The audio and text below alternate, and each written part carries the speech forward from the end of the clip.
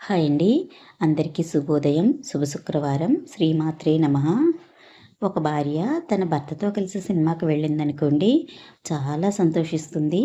కానీ అది ఒక 50% మాత్రమే. అలాగే ఏదైనా విహారయాత్రలకు వెళ్ళిందనుకోండి, చాలా సంతోషిస్తుంది. అది కూడా ఒక 50% మాత్రమే.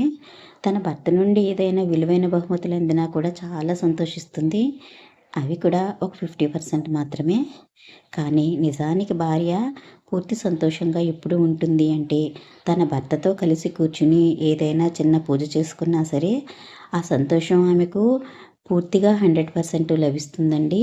ఎందుకంటే భర్త విందులు, వినోదాలు, సినిమాలు, షికారులు మిగతా వారితో అంటే ఫ్యామిలీ మెంబర్స్ ఎవరితో అయినా సరే వెళ్ళగలడు. కానీ పూజ అనేది మాత్రం భార్యతో మాత్రమే కలిసి చేసుకునే అర్హత ఉంటుంది. అందువలన భార్య ఆ అర్హతను తన హక్కుగా భావించి గర్వంగా ఫీల్ అవుతుందండి. చాలా సంతోషపడుతుంది. అందువలన మీరు మీ భార్యకి నిజంగా కొనిచ్చే బంగారు నగలు, పట్టు చీరల కంటే కూడా మీరు కాసేపైనా కూర్చుని ఆమెతో పూజ చేసుకుంటే అదే ఆమెకు చాలా సంతోషంగా అనిపిస్తుందండి. అందువలన కేవలం పూజలు చేసుకోవడం ఆడవాళ్ళ పనే అని అనుకోకుండా, వీలైనప్పుడు కూడా మగవాళ్ళందరూ కూడా మీ భార్యతో కలిసి పూజలు, వ్రతాలు, నోముల్లో పాల్గొనేందుకు ప్రయత్నించి చూడండి.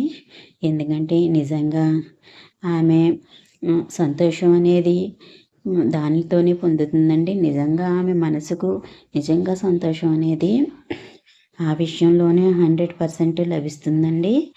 ఒక భార్యగా నేను అందరి మనస్తత్వాల్ని చదివి చెబుతున్న విషయం ఇది. Thank you.